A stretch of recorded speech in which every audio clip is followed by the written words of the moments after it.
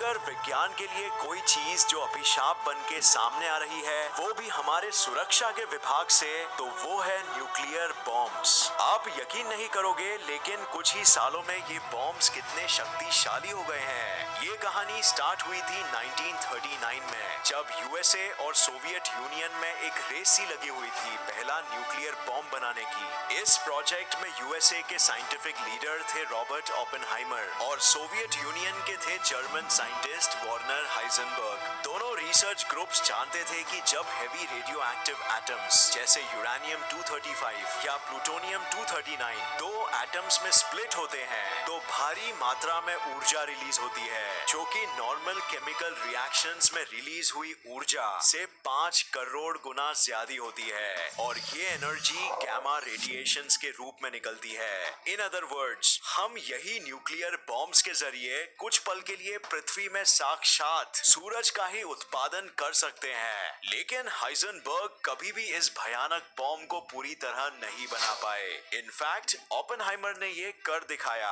और इसीलिए उन्हें आज फादर ऑफ एटॉमिक बॉम्ब के नाम से भी जाना जाता है। लेकिन क्या इससे मानवता का किसी भी प्रकार का भला हुआ?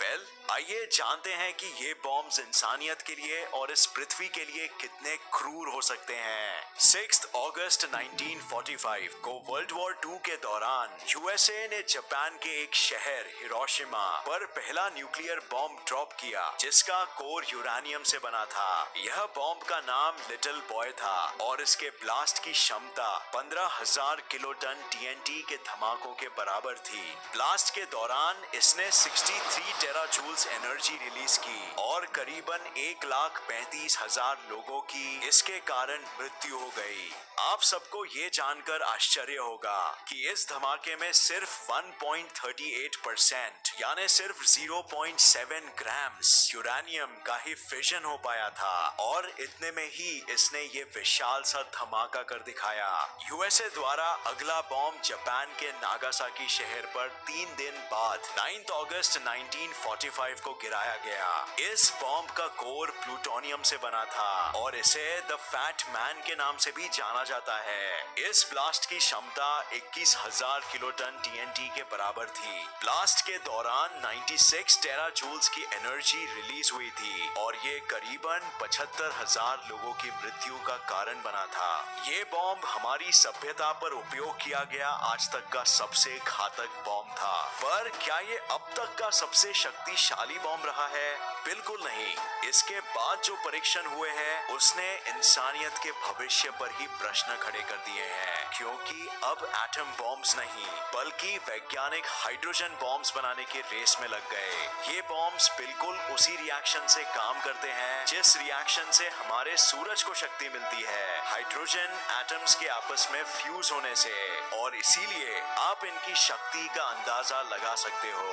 सबसे हाल ही में जो बॉम्ब किम जोंग उन द्वारा 2017 में नॉर्थ कोरिया में विस्फोट किया गया, वो काफी कमजोर हाइड्रोजन बॉम्ब था, लेकिन फिर भी उसने 150 किलोटन की ऊर्जा का उत्पादन किया, जो फिर भी हिरोशिमा वाले बॉम्ब से 15 गुना ज्यादा शक्तिशाली है। तो अगर फॉर एग्जाम्पल ये मुंबई जैसे शहर में विस्फोट हो गया, तो इसका डिस्ट्रक्शन रेडियस लगभग 5 किलोमीटर रहेगा और एयर ब्लास्ट पहुंचेगा 10 किलोमीटर तक। इतने में ही ये बॉम्ब 12 लाख लोगों को खत्म कर सकता है और 31 लाख लोगों को पूरी तरह घायल। पर यूएस का सबसे शक्तिशाली बॉम्ब P-83 हाइड्रोजन बॉम्ब, जो इससे कई ज्यादा शक्तिशाली है, यह बॉम्ब के विस्फोट होने पर 5 पेटाजूल्स की ऊर्जा रिलीज होती है, यानी 1.2 मेगाटन TNT के बराबर, जो है हिरोशिमा के बॉम्ब के धमाके से 80 गुना ज्यादा शक्तिशाली।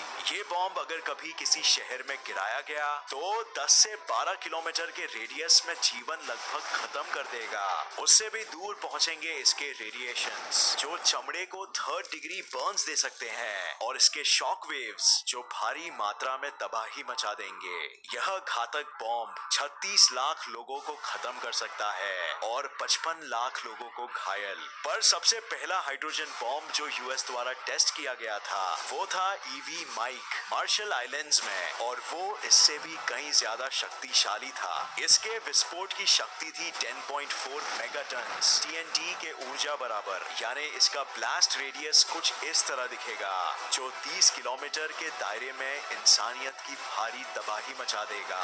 70 लाख से भी ज्यादा जानें जा सकती है और 45 लाख से भी ज्यादा लोग घायल हो जाएंगे। पर यह भी कुछ नहीं है उस बॉम्ब के सामने जिसका परीक्षण यूएसए ने इसी की कामयाबी के जोश में आके 2 साल बाद 1954 में किया था। इसे कैसल ब्रावो बॉम्ब नाम दिया गया। इस बॉम्ब की क्षमता 15 मेगाटन टीएनटी के बराबर थी और इसके ब्लास्ट होने से लगभग 63 पेटा जूल्स की ऊर्जा का उत्पादन हुआ। ये बॉम्ब हिरोशिमा बॉम्ब से अराउंड 1000 गुना ज्यादा शक्तिशाली था और ये आसानी से 35 से 40 किलोमीटर तक के दायरे में भारी मात्रा में इंसानियत और प्रॉपर्टी का नुकसान कर सकता है। जैसे आप ये स्केल में देख सकते हो, इसके विस्फोट होने पर 77 लाख से भी ज्यादा जानें जा सकती है और 46 लाख लोग घायल हो सकते हैं। लेकिन हमेशा आधुनिकता के रेस में आगे बने रहने के जुनून में सोवियत यूनियन ने इस बॉम्ब का जवाब 1964 में जार बॉम्ब के परीक्षण करे दिया, जिसकी क्षमता चौंकाने वाली 50 मेगाटन टीएनटी के बराबर थी और जिसने ब्लास्ट होने पर 210 पेटा जूल्स एनर्जी रिलीज की। ये बॉम्ब हिरोशिमा बॉम्ब से अराउंड 3000 गुना ज्यादा शक्तिशाली था और 55 किलोमीटर के दायरे तक इंसानों के लिए घातक साबित होता।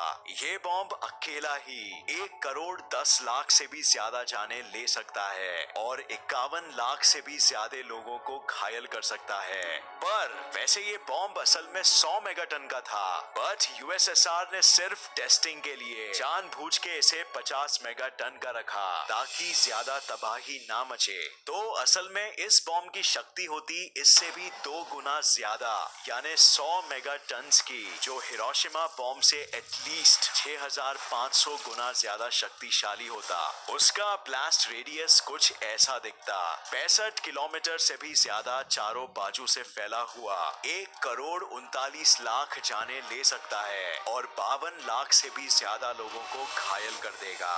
सुनकर ही होश उड़ जाते हैं, राइट? क्या आप जानते हैं कि आज की स्थिति में अगर दुनिया भर में सारे न्यूक्लियर बॉम्ब्स एक साथ डेटोनेट कर दिए जाए तो वो इस पृथ्वी को 12 बार खत्म कर सकते हैं। सोचकर ही अजीब लगता है, राइट? हम इंसान खुद तो इस पृथ्वी की ही पैदाइश है, इसीलिए मानवता को हमेशा ध्यान रखना चाहिए कि हम विज्ञान के प्रयोगों का उपयोग इंसान को जीने की उम्मीद देने के लिए करें और ना कि उसी ही उम्मीद को